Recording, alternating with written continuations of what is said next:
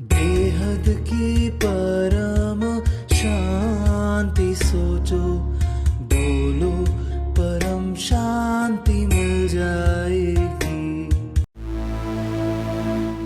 मन क्या है? इसका आत्मा के साथ क्या संबंध है? काम, क्रोध, सफलता और विफलता का मन से क्या नाता है? चेतना क्या है? चेतना के कितने प्रकार हैं? यह मनुष्य को कैसे प्रभावित करती है? परम शांति के मार्ग से प्रगति, सफलता की ओर अपने मन को किस प्रकार ले जा सकते हैं? आइए जानते हैं श्री आनंद भाई पटेल से। मनुष्य के दुख का कारण अज्ञान, जो कि उस अज्ञान की स्थिति में रह के वो और कर्म पैदा कर रहा है और दुख पैदा कर रहा है, और यही आज के किए हुए कर्म कल उसके सामने आने वाले हैं, चाहे इस जन्म में आए चाहे अगले जन्म में आए। लेकिन जो ज्ञानी है वो समझ जाता है कि मैं कैसे इसको रिवर्स प्रोसेस करूं, क्योंकि परमात्मा ने जब हमें बनाया था तब हम सब परम पुरुष थे, परम लाइट, परम प्रकाश थे। लेकिन आज हम किस गति में आ गए हैं? देखिए, धरती लोक पे मनुष्य आज किस पोजीशन में आ चुका है कि अपना वो सब चीज भूल चुका है। अपने अंदर का वो प्रकाश, जो करोड़ों सूर्य का प्रकाश था, वो भी वो खत्म हो चुका है। उसको जगाने के लिए आज हम ये शास्त्रों से आपके सामने स्टोरी ला रहे हैं, आपको समझा रहे हैं कि नचिकेता ने क्या चॉइस किया, उसने टेम्पररी किया या परमानेंट किया। तो यहाँ टेम्पररी की बात नहीं, यहाँ परमानेंट की बात है। तो परमानेंट क्या है? परमानेंट है हमारी आत्मा। तो आत्मा की चिंता करो पार्थ, हमेशा भगवान कृष्ण कहते हैं। तो आत्मा की चिंता कैसे करें?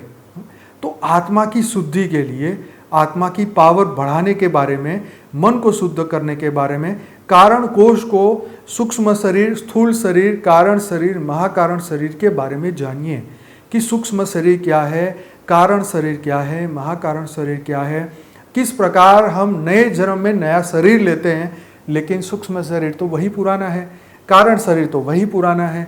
वही अज्ञान की भ्रांतियां हम इस वक्त भी कैरी फॉरवर्ड करके आए हैं। इस मनुष्य जन्म में भी बहुत सारा ज्ञान हम अपने साथ लेके आए हैं। तो ये मनुष्य जन्म का हमारा महत्व है कि हम इस अज्ञान को खत्म करें, इसी जन्म में खत्म करें। अगर आज नहीं कर सके तो शायद कल भी ना कर सके।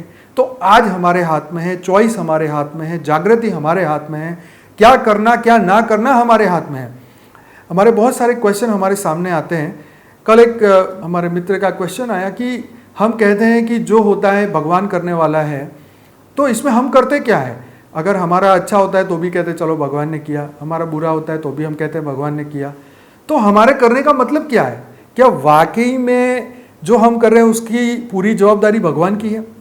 तो यहाँ पे हमें ये समझना चाहिए कि थियरी ऑफ कर्म इसीलिए बनाया गया कि मनुष्य अपनी चॉइस से कर्म करे और उसको फल भी चॉइस से मिलेगा। अगर भगवान की मर्जी से ही अगर सब कुछ होता, ध्यान से सोचिए, तो जब दुर्योधन के पास भगवान श्री कृष्ण पहुंचे कि शांति का प्रस्ताव लेके कि भाई तुम युद्ध ना करो, तुम शांति का प्रस्ताव लो, उनकी राजधानी उनको वापस करो, उनका राज्य उनको वापस करो, तो उन्होंने संकल्प किया। तो सामने वाले को, जब भगवान खुद जा रहे हैं तो भगवान संकल्प भी तो कर सकते थे।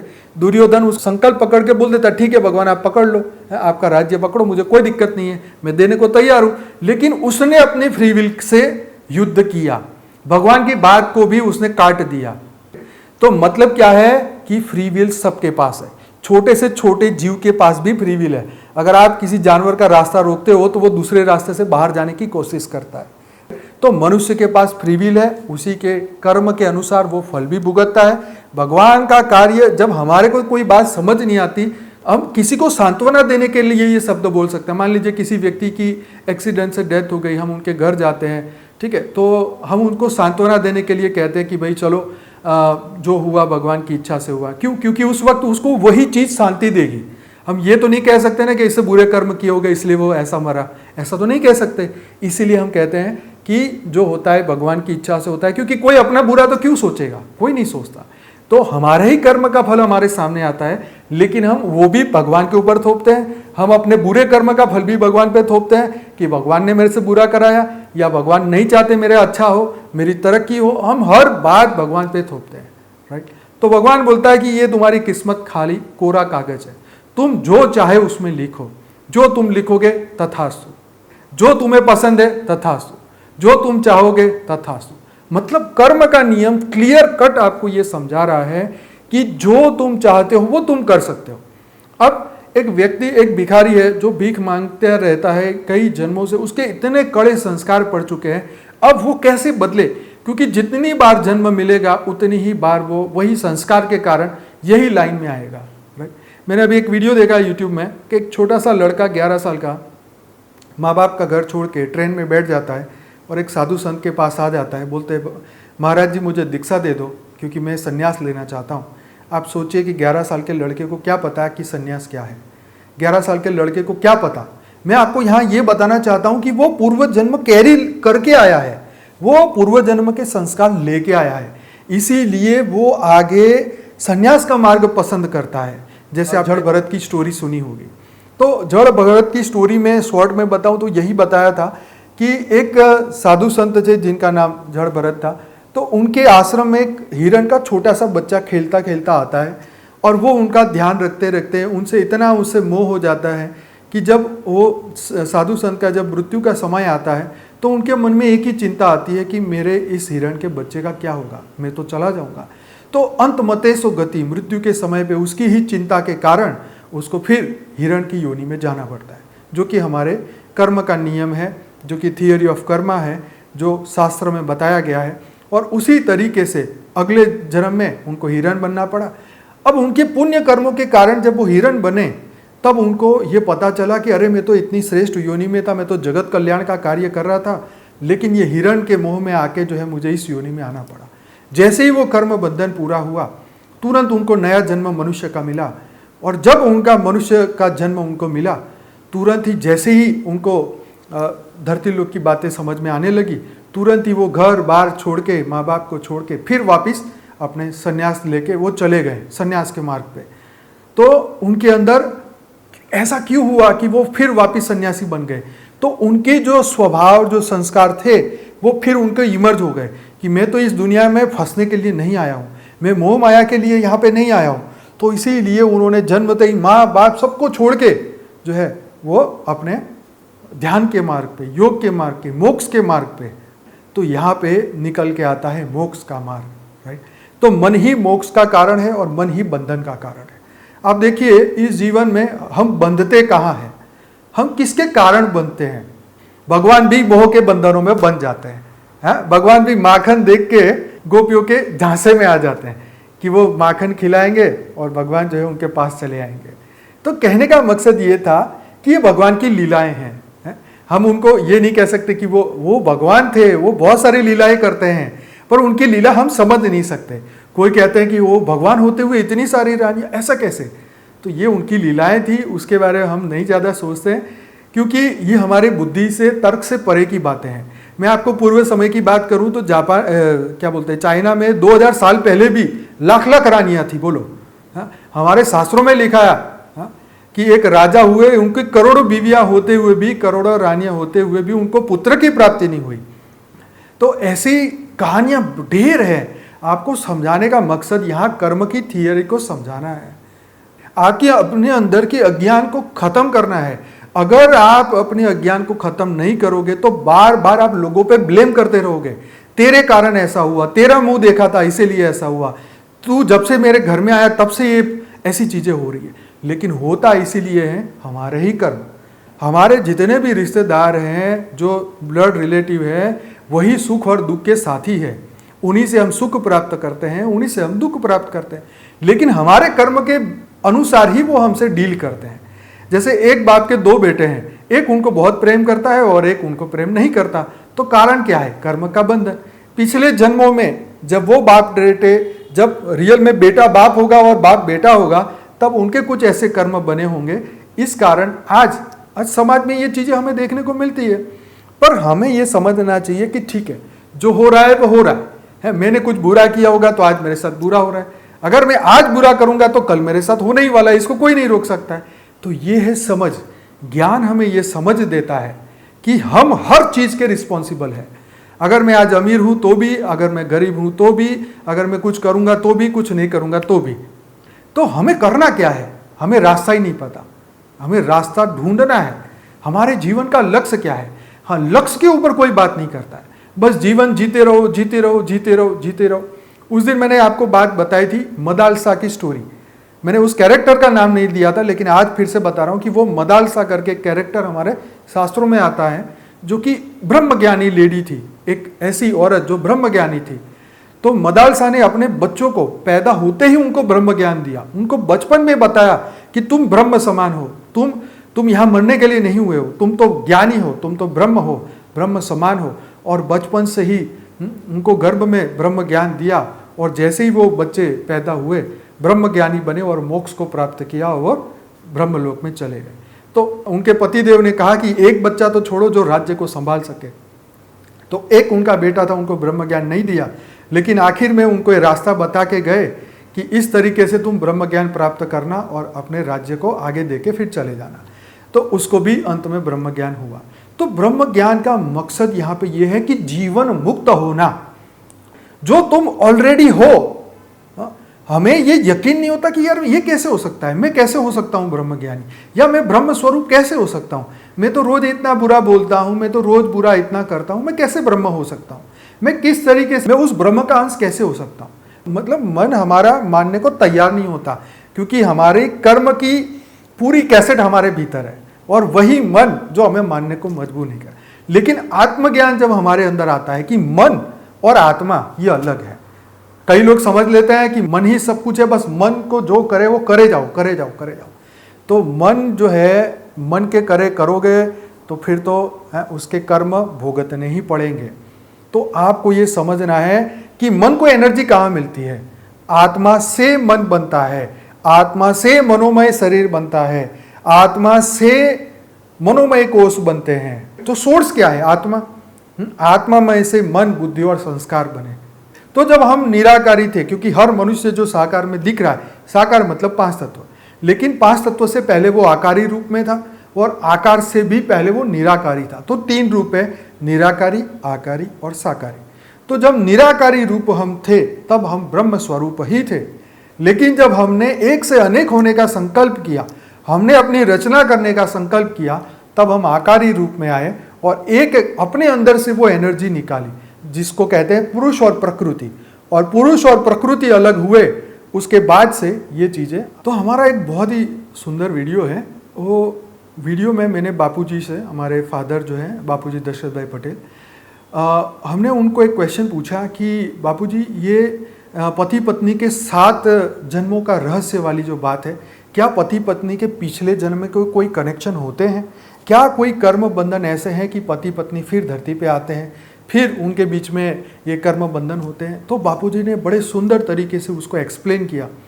वो सिर्फ 8 मिनट का वीडियो है, 1 करोड़ से ज़्यादा लोग देख चुके हैं और 70,000 से ज़्यादा लाइक आ चुके हैं उस वीडियो पे। उन्होंने इतना बढ़िया तरीके से उसको एक्सप्लेन किया कि जब हम निराकारी फॉर्म में होते हैं, जैसे आज बोलते हैं कि पति और पत्नी एक ही गाड़ी के 2 टायर हैं, तो मतलब कि पति और पत्नी पहले, अभी तो अलग अलग है, उनकी बुद्धि भी अलग है, उनके विचार भी अलग है, उनके संस्कार भी अलग है, लेकिन जब वो निराकार फॉर्म में थे तब वो एक ही थे। जैसे अर्धनारीश्वर, तो एक ही पति और पत्नी, आत्मा अलग अलग है इस वक्त, लेकिन वो पहले एक थे जब निराकार थे तब, और निराकार से जब वो आकार में आए तब वो अलग हुए। अब कई शिव ने अपने अंदर से कई शक्तियां बनाई, और वही आकारी फॉर्म में जब धरती पे आई, तब वो धरती पे जब आती है, जब मनुष्य बनते हैं, तो उनके प्रति उनका आकर्षण बढ़ जाता है। इसीलिए एक राजा के कई रानियां दिखाई गई। क्यों? क्योंकि उनका कर्म बंधन था, वो उसकी रचना भी थी, और कर्म बंधन कई करोड़ों साल से बनते आ रहे हैं। इसलिए न चाहते हुए भी कोई ऐसे व्यक्ति के प्रति आकर्षण होता है, प्रेम होता है। आकर्षण तो कई लोगों से हो सकता है, प्रेम होता है। तो वो प्रेम, अंदरूनी प्रेम जिसे कहते हैं, आत्मा का प्रेम कहाँ से आया? कुछ तो कर्म बंधन था। आज हमारे सामने 700 करोड़ लोग हैं, लेकिन फिर भी हम 10, 20, 25 लोगों को ही प्रेम करते हैं, या हमें वो अच्छे लगते हैं, इन शॉर्ट कहे तो कारण क्या है? क्योंकि हमने पूर्व जन्मों में जिन जिन लोगों से प्रेम रखा है, वही मुड़ मुड़ के यहाँ पे आ रहे हैं। जो हमारे पूर्वज थे वो फिर हमारे घर पे पैदा हो रहे हैं। वही कर्म बंधन हमें फिर खींच के लाता है, वही मोह का बंधन फिर खींच के आता है। तो बात हो रही थी हमारे मन की, कि मन ही मोक्ष का कारण, मन ही बंधन का कारण। तो हमने मान रखा है कि जो भी है ये सब मेरे हैं, लेकिन गीता जी में लिखा हुआ है कि कोई तेरा नहीं है।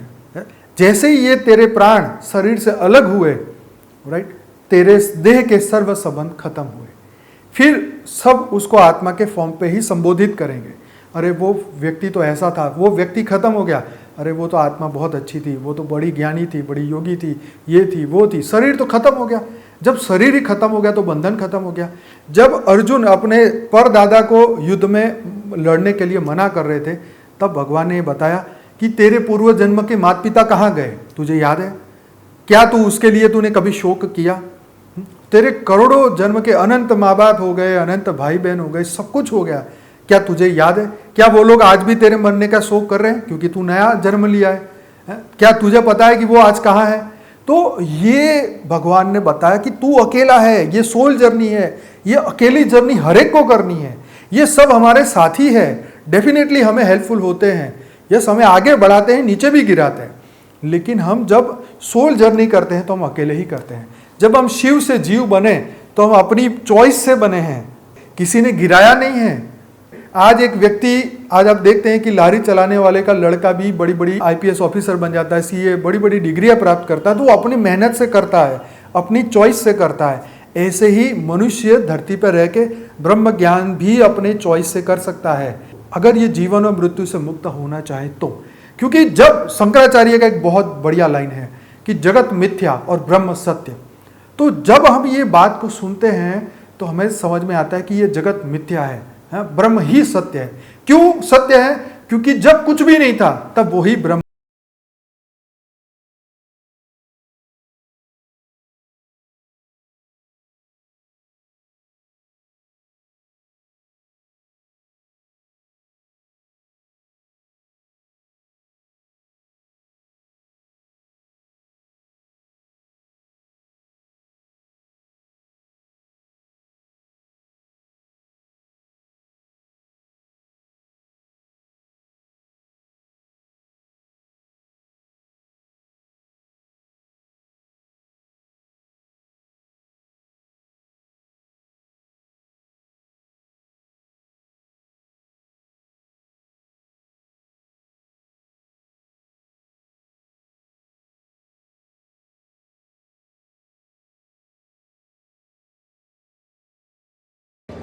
हमने पीछे मल्टीवर्स में हमारा अस्तित्व, पीछे जो यहाँ पे लिखे हुए जो टाइटल ब्रह्मांड और जीवन की कहानी, अनंत अनंत ब्रह्मांडों में हम कहाँ हैं, आत्मा के अतीत और भविष्य की यात्रा, ब्रह्मांड की सबसे अनोखी यात्रा, क्या हम कभी समय यात्रा कर सकते हैं, ब्रह्मांड के अनसुलझे रहस्य, अनंत अनंत ब्रह्मांडों का असल फैलाव कितना है, ब्रह्मांड का अनंत विस्तार, ब्रह्मांड के बाहर आखिर क्या है, ब्रह्मांड की हैरान कर देने वाली जानकारियाँ, एलियंस, यूएफओ और बहुत कुछ। तो ये हमारे पीछे ये सभी क्वेश्चनों के जवाब आपको मिलेंगे। तब एक कॉमन इंसान जो है ये समझ सके कि मल्टीवर्स ये धरती लोक से बाहर जीवन है। देखो आज तक कोई भी धरती पे कोई भी साधु संत महात्मा आया हो, उन्होंने लाइफ इन मल्टीवर्स की तो बात ही नहीं की है। मल्टीवर्स के बारे में कोई बोलता ही नहीं है, इवन यूनिवर्स के बारे में कोई नहीं बोलता है, ब्रह्मांड और गैलेक्सी के बारे में कोई नहीं बोलता है। लेकिन हमारे शास्त्रों में ये सब लिखा है, लेकिन इसको आगे दुनिया तक कैसे पहुंचाया जाए ये कोई नहीं जानता। तो ये डेफिनेटली ये बुक लाइफ चेंजिंग बुक है, स्व को परिवर्तन के लिए बहुत ही सबसे पहला स्टेप है। तो ये आने वाले समय में बेहद की गीता है, आने वाले समय में ये सभी के घर होगी और होनी भी चाहिए। बेहद की परम शांति सोचो, बोलो परम शांति। Join us daily for live meditation, 10 p.m. to 11 p.m. on YouTube Live. Subscribe now. Website www.paramshanti.org. Email us anant@paramshanti.org. Like, share, subscribe. Join today. बेहद की परम शांति सोचो, बेहद की परम शांति सोचो, बोलो परम शांति मिल जाएगी। बेहद की परम